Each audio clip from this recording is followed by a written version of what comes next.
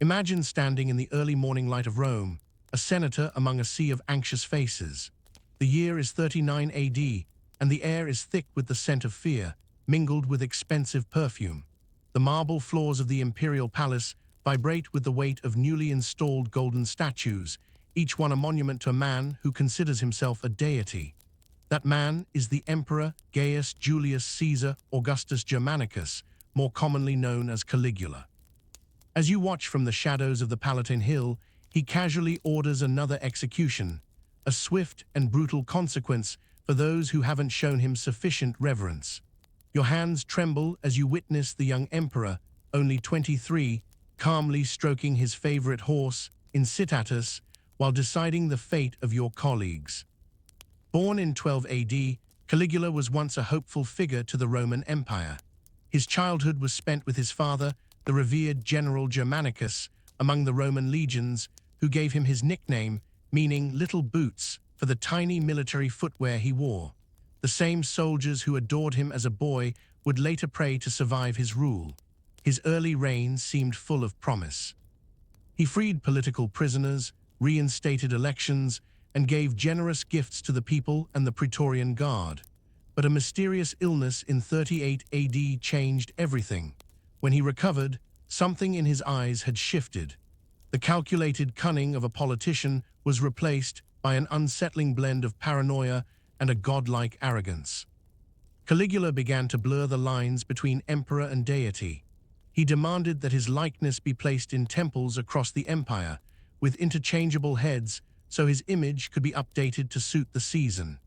In his private rooms, he would have conversations with statues of Jupiter and Mars, with servants claiming they could hear him talking to and responding on behalf of the gods. His laughter would echo through the halls, often mingling with silence, as if he were sharing secret jokes with unseen divine beings. Caligula's religious innovations soon bled into his personal life, scandalizing even Rome's jaded aristocracy. He established a cult of imperial worship that demanded senators and their wives participate in ceremonies that mixed political submission with sexual degradation. One disturbing account describes him forcing a senator's wife to disrobe before a golden statue of himself, making her recite prayers to him that were typically reserved for the goddess of love. The emperor's sexual desires became deeply tied to his political power. He hosted dinner parties where wives of prominent families were required to attend, not for conversation, but for public display. These women, chosen for their husband's political importance, were made to sit at his feet or serve wine, while their spouses were forced to pretend not to notice their wives' humiliation. For men like Marcus Lepidus, who was married to Caligula's sister Drusilla, this meant enduring the sight of the emperor publicly fondling his wife during state dinners, while he was expected to discuss mundane topics like tax policy.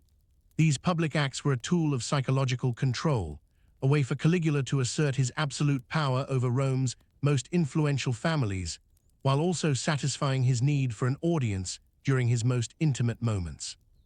The accounts of his incestuous relationships with his three sisters are particularly disturbing, with his devotion to Drusilla being the most intense. When she died, Caligula declared her a goddess and spent hours in her former chambers, talking to her clothes and jewelry as if she were still there. Some historians even claim he delayed her burial for days to conduct private ceremonies with her body, combining religious ritual with necrophilia. His rituals with the dead also extended to his executed enemies.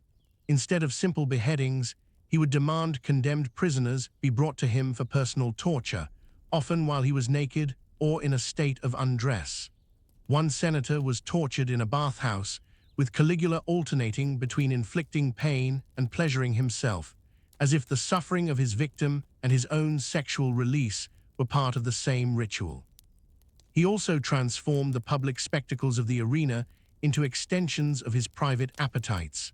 He would have gladiators fight in front of him, and he would position himself close enough to hear their terror as he indulged his own perverse desires.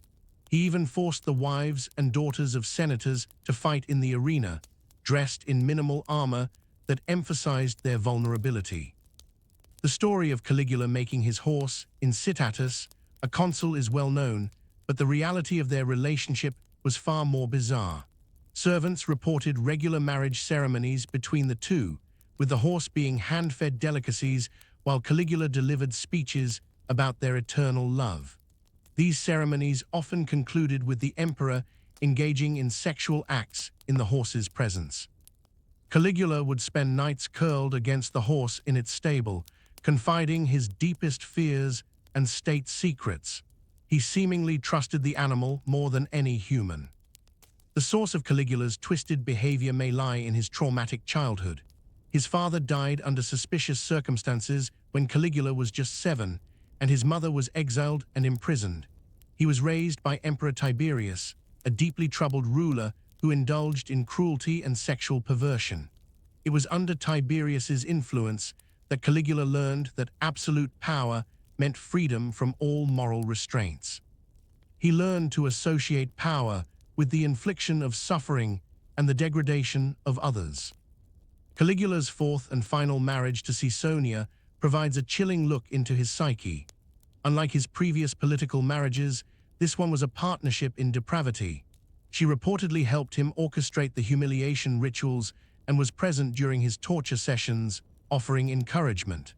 Their marriage ceremony was a multi-day spectacle that forced aristocratic families to witness their physical consummation in a public courtyard. Caesonia seemed to thrive in this environment of degradation, actively identifying new victims for their joint torment. Even their infant daughter, Julia Drusilla, became part of these rituals. Caligula would perform sexual acts while holding his naked baby, believing her presence amplified his divine virility. The emperor's psychological control extended to his male courtiers and slaves.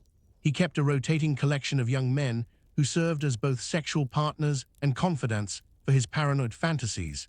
These men were privy to state secrets and personal confessions, yet were also the most disposable.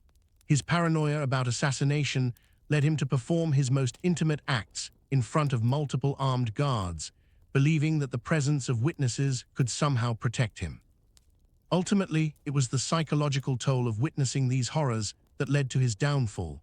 The Praetorian Guard, led by Cassius Chaerea, grew to find the emperor's intimate behaviors so intolerable that they decided to assassinate him. They killed Caligula in a narrow underground passage, away from any witnesses, ending his reign of terror. In a final, telling act, the conspirators also killed his wife and daughter, viewing his depravity as a corruption that needed to be completely erased. Caligula's reign serves as a stark warning about the corrupting influence of absolute power. His story demonstrates how, when all legal and social boundaries are removed, human sexuality can be twisted from a source of connection and pleasure into a tool of cruelty and degradation. His legacy reminds us that wherever power goes unchecked, the human appetite for dominance can lead to unimaginable horrors, proving that Caligula's madness wasn't just his own, but a darker truth about humanity itself.